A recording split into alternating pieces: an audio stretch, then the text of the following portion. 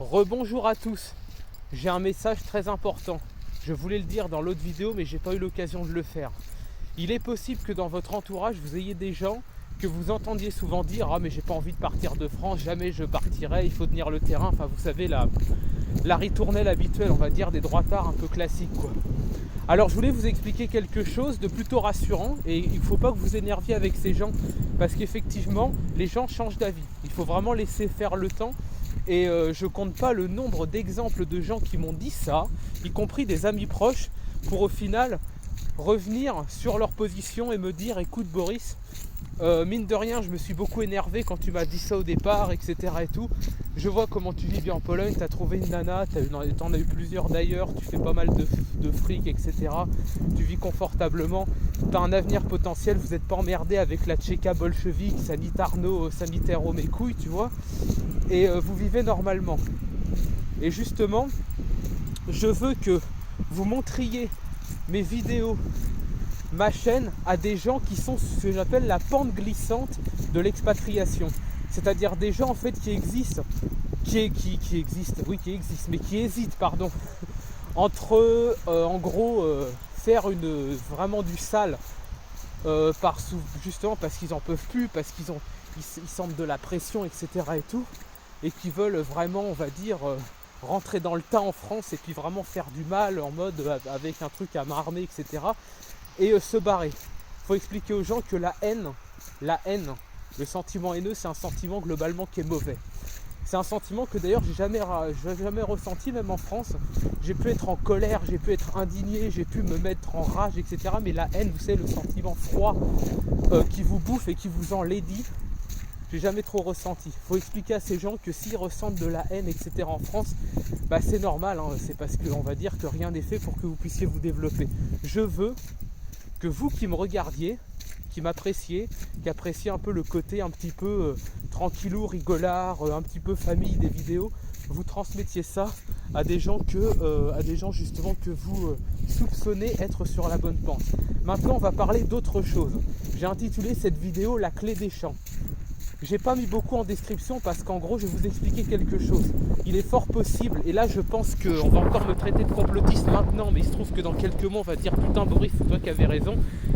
Ils vont réellement interdire, comme en RDA, dans les années 60-70, interdire les Français, blancs de préférence, de sortir de France.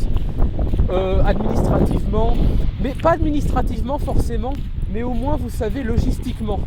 Il va falloir penser à une solution, c'est le franchissement des frontières à pied. Alors là vous allez me prendre pour un fou, mais en réalité c'est tout à fait possible et je vais vous expliquer comment. Et j'aimerais également que vous éventuellement vous preniez peut-être des notes, parce que peut-être que cette vidéo se fera sauter, je n'en sais rien, mais c'est quelque chose qui est possible. Par exemple, on imagine qu'ils demandent le pass bolchevique, etc. Alors la plupart des gens qui me suivent ne sont pas vaccinés, et ça je le sais de toute façon, ils en veulent pas, etc. et tout. Alors là je suis désolé pour le noir, bah là je suis dans les bois en fait. Voilà, c'est pour ça, j'attends mon train, je suis dans les bois. Vous prenez par exemple un train jusqu'à Strasbourg. Je vous donne un exemple, jusqu'à Strasbourg, d'accord. À Strasbourg, vous prenez un Airbnb ou vous, je sais pas, vous chopez une coloc ou n'importe quoi pour dormir, je sais pas, par exemple, allez, 2-3 jours, vous voyez. Ensuite, vous partez dans la journée juste avec un sac à dos, vous passez en Allemagne. Pareil, en Allemagne, vous prenez, je sais pas moi, n'importe quoi, un Airbnb ou une connerie comme ça, vous traversez le Rhin à pied, il y a le pont de l'Europe, vous savez. Ensuite, avec la Deutsche Bahn, les trains allemands quoi, vous traversez toute l'Allemagne et vous arrivez en Pologne sans problème. Et là on va rien vous demander pour arriver en Pologne. Et vous êtes en Pologne et vous avez franchi la frontière franco-allemande à pied par exemple. Et pourquoi je vous dis ça? Parce que je sais qu'en ce moment il y en a qui le font. Je vais pas dire qui, j'ai des contacts qui l'ont fait et qui n'ont eu aucun problème. Je parle vraiment pour ceux qui sont en mode déter. Encore autre chose, ne partez pas avec de valises roulantes. Partez avec un sac à dos, qu'on puisse pas vous soupçonner. Parce que si vous avez un petit sac à dos et que vous êtes en mode tranquille, vous vous promenez peinard, on va pas vous faire chier. Mais si vous êtes en mode valise roulante, vous courez, vous regardez de tous les côtés, vous êtes en mode soupçonneux, on risque de vous emmerder, de vous interpeller, de vous réexpédier en bolchevique, d'accord?